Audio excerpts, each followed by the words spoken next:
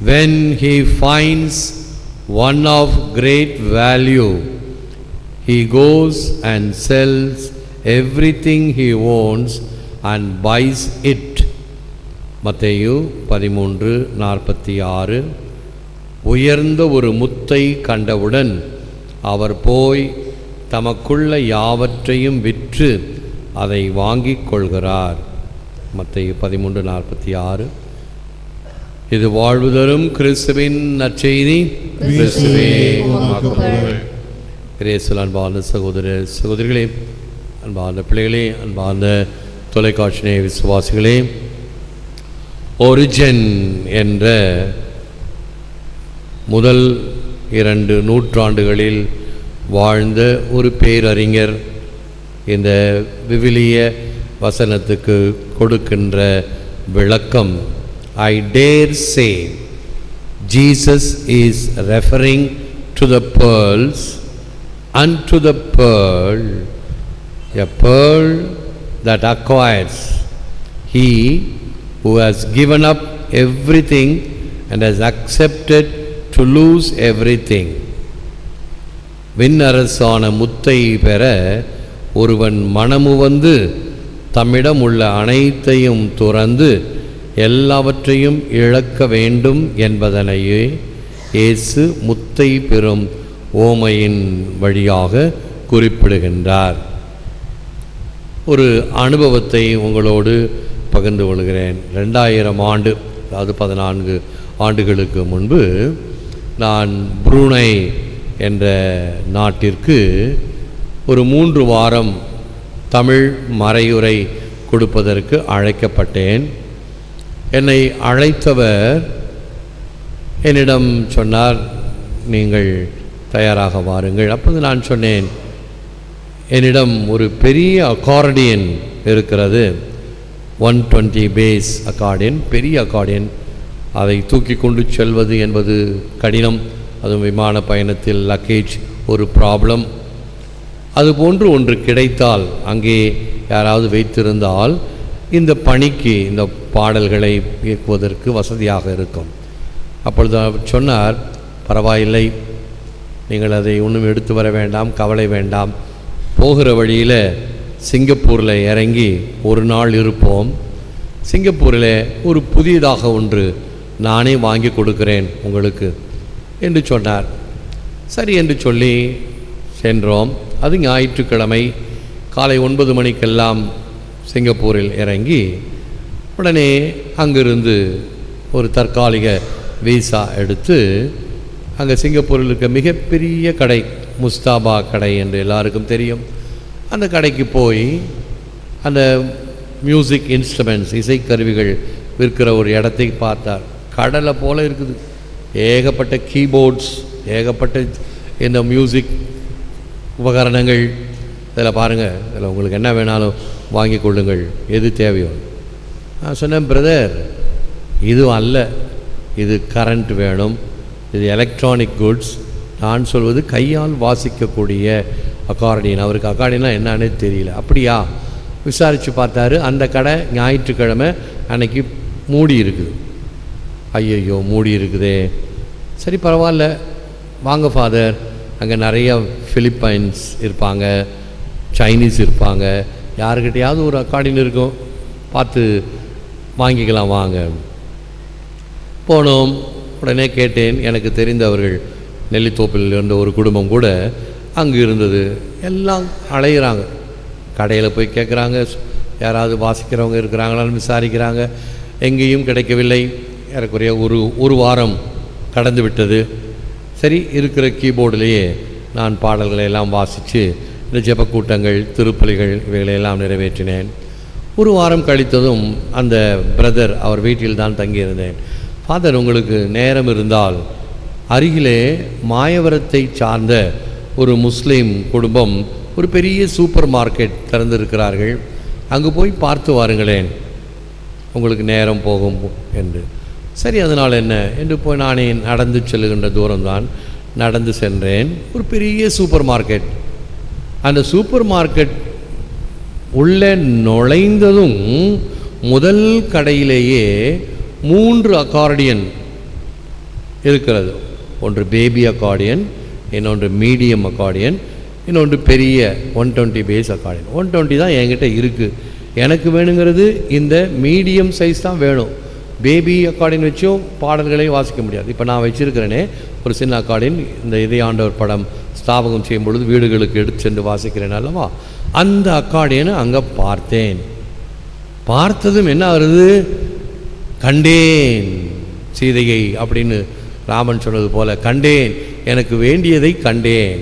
சரி, எனக்கு என்ன ஒரு குறுகுறுப்பு, நான் வீட்டுக்கு போய் காசு எடுத்து வரத்துக்குள்ளார யாராவது இதை வாங்கிட்டு போயிட்டாங்கன்னா ஐயோ பார்த்தது போயிடுச்சேன்னு இருக்குமே சொல்லி இந்த பையில் அந்த பையில் பாஸ்போர்ட்டில் எவ்வளோ காசு இருக்குதோ எல்லாத்தையும் எடுத்து பார்த்தேன். அது 9,000 ரூபாய் அளவுக்கு, ஒரு 10,000 ரூபாய் அளவுக்கு அதனுடைய விலை. எடுத்து பார்த்தேன், ஏறக்குறைய இருந்துச்சு. அப்படியே கொடுத்து வாங்கிக்கிட்டு என்ன மகிழ்ச்சியோடு வீட்டுக்கு போனேன். ஒரு அட்டைப்பட்டியை சுமந்துக்கிட்டு போனேன். என்ன ஃபாதர் ஒரு பெரிய பெட்டியை தூக்கிட்டு வரீங்க? இதுதான் அக்கார்டியன், நான் தேடியது கிடைத்தது. நல்ல வேளை என் கையில் காசு இருந்ததுனால உடனே வாங்கினேன். இல்லை என்றால் ஒரு வேளை அடுத்து வருகிறவர்கள் அதை வாங்கி போயிருந்தால் கிடைத்தது கிடைக்காமல் போயிருக்குமே என்று சொல்லி மகிழ்ச்சியோடு வாங்கி வந்து அன்றையிலிருந்து அந்த வழிபாடுகளிலும் வீட்டில் நடக்கின்ற ஜெப கூட்டங்களிலும் இதை வாசித்தேன். வாசித்ததும் எல்லாருக்கும் ஒரு லைஃப், எல்லாருக்கும் ஒரே சந்தோஷம். அங்கே இருக்கக்கூடிய மற்ற இந்த பிலிப்பைன்ஸ், சைனீஸ், கிறிஸ்டியன்ஸ் எல்லாம் பார்த்தாங்க. பாட்டெல்லாம் அழகாக அக்காடின்னு வாசிக்க ஊற்று பார்த்தாங்க. உடனே அவங்களுக்கு சந்தோஷமாகி போச்சு. ஃபாதர் உங்களுடைய வீசாவை நீட்டிக்கிங்க, இன்னொரு 2 வாரம் கூட இருங்க இங்கே அப்படின்னு. ஐயோ இல்லையே, நான் திருப்பலி வைப்பதற்கெல்லாம் குருக்களை ஏற்பாடு செய்து வந்திருக்கிறேன், முடியாது, போக வேண்டும் என்று அதைத்தான் இப்பொழுதும் நான் பயன்படுத்துகிறேன். அந்த அனுபவத்தை பாருங்கள். நாம் தேடியது கிடைக்கும் பொழுது எப்படியாவது அதை சுதந்திரித்து கொள்ள வேண்டும் என்பதைத்தான் ஆண்டவர் இந்த முத்தின் ஓமை வழியாக நமக்கு எடுத்து காட்டுகிறார். Saint Teresa of child Jesus, குழந்தை தெரேசம்மாளுடைய வார்த்தைகள். Jesus loves you with a love so great that if you to see it, you would be in an ecstasy of happiness, but you do not see it and you are suffering.